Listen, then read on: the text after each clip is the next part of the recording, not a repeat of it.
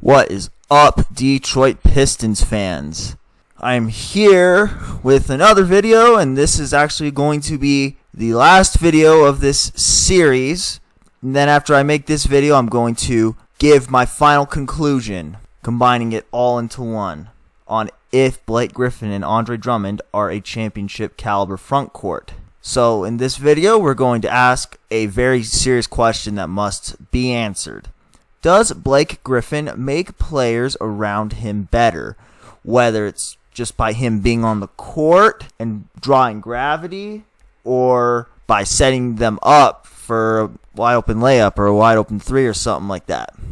So a couple things that I'd like to note before we begin is this is not a film study session. So correlation does not equal causation necessarily when I'm doing this. Like, if player X did better in one area, the film isn't going to say why that was. So yeah, I just wanted to note that. This is not a film study, and correlation does not necessarily equal causation in this video. And also, we're going to be looking at the effect Griffin had on starters primarily. If some third-string player averaged 3 points a game without Griffin and then came to Griffin and averaged 1 point a game, I'm not going to hold that against Griffin, if that makes any sense. But with that, let's begin. In this video, we're going to be looking at the effect that Griffin may or may not have had on DeAndre Jordan, Chris Paul, JJ Redick, and Andre Drummond. So, one thing I'd like to note on this slide is that for DeAndre Jordan, I excluded his first 2 seasons in the NBA because he was relatively inexperienced during that time frame, and the production showed. But as you can see, DeAndre Jordan actually averaged slightly more points per game when he was not playing without Griffin. Like when he was on the Knicks and the Mavericks this year, his production went slightly up, and his assists went up a little bit too, surprisingly. Now, Jordan did have a better field goal percentage while playing next to Griffin, so that's something worth noting. And another couple things worth noting is that DeAndre Jordan had his career high in points per game while playing next to Griffin, and he also had his career high in field goal percentage while playing next to Blake Griffin. So basically, Jordan, he averaged more points, but he wasn't doing it as efficiently. The assists are a little odd. Now, like I said, correlation does not equal causation. I have no idea why DeAndre Jordan's assist numbers went up, but it is also worth noting that his turnovers went up by quite a bit as well when he was not playing with Blake Griffin. So, who knows what kind of effects that Blake Griffin had on DeAndre Jordan. At least with this information, it's hard to say. Let's see what kind of effects that Blake Griffin may have had on Chris Paul. And please note, I threw out Chris Paul's rookie season on the section displaying how Chris Paul performed when not playing next to Blake Griffin. So, Chris Paul, while playing with Blake Griffin, averaged slightly more points. He had a slightly better field goal percentage and a slightly better three-point percentage. His assists were basically the same, but his turnovers were down. His steals were also slightly down when he was playing with Blake Griffin.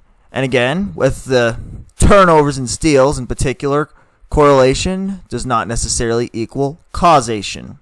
So, while playing next to Blake Griffin, Chris Paul had a career low in turnovers in the 2011 and 2012 season, and he also had a career best 41.1% three-point percentage in the 2016-2017 season. So, when Chris Paul was playing without Blake Griffin, he did have a career high in assists with 11.6 assists per game in the 2007 and 2008 season. However, I would like to note that that team offensively had options. You had David West, Peja Stojakovic, and you had Tyson Chandler.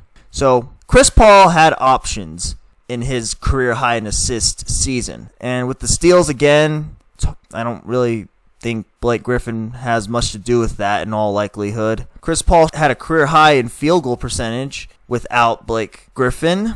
But at the same time, Chris Paul's field goal percentage was overall higher playing with Blake Griffin than playing without him. Again, correlation does not necessarily equal causation, but Chris Paul was a slightly better basketball player when he had Griffin on his team than when he didn't. On this slide, I'd like to note that I threw out JJ Redick's first 4 seasons because he did not start becoming a double-digit scorer until after his first 4 seasons, or at least a consistent double-digit scorer. So, Redick's production while playing next to Blake Griffin was overall better than when he was not playing next to Blake Griffin. He averaged more points and did it more efficiently at the same time. Now, Redick did have a career high in points per game with the 76ers in the 2018-19 season, but, again, he did it less efficiently. He averaged more points, but on a lower field goal percentage. Now, was Blake Griffin part of Redick becoming better? I'm sure he was, but at the same time, I would probably have to think that Chris Paul probably had more to do with JJ Redick having better production than Griffin did.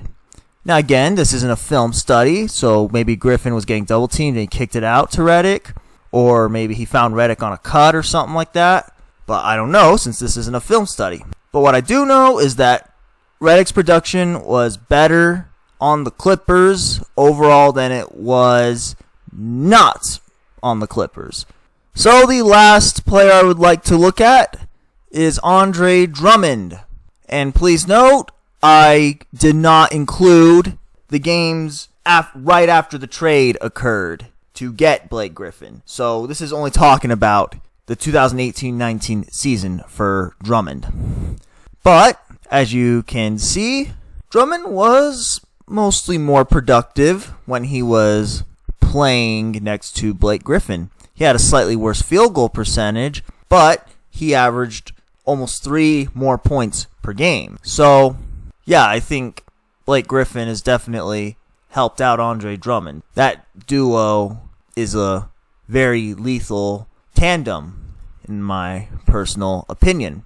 Drummond's assists are overall, they're not a lot better, but they're up. So, I mean, I think Blake Griffin playing next to Andre Drummond definitely helped Andre out. So, to answer the title of the video finally, yes, Blake Griffin does kind of make players around him better.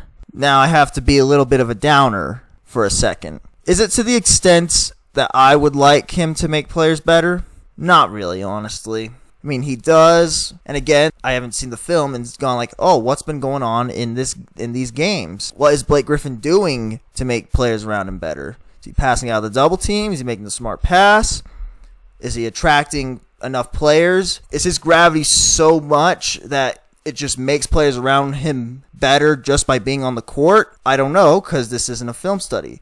And again, correlation does not equal causation necessarily. Doesn't necessarily mean it doesn't either, though. So, yeah, I think we can say Blake Griffin kind of makes players around him better, but it's not off the charts, if you know what I mean. Yeah, I mean, this video was important for me to make, in my opinion, because centerpieces on championship teams make players around them better just by being on the court and attracting and just having a high gravity. So, yeah, I don't know. Yeah, Blake Griffin does kind of make players around him better, though, which is important. And again, it's not off the charts how he makes players around him better, but he does overall, in my personal opinion.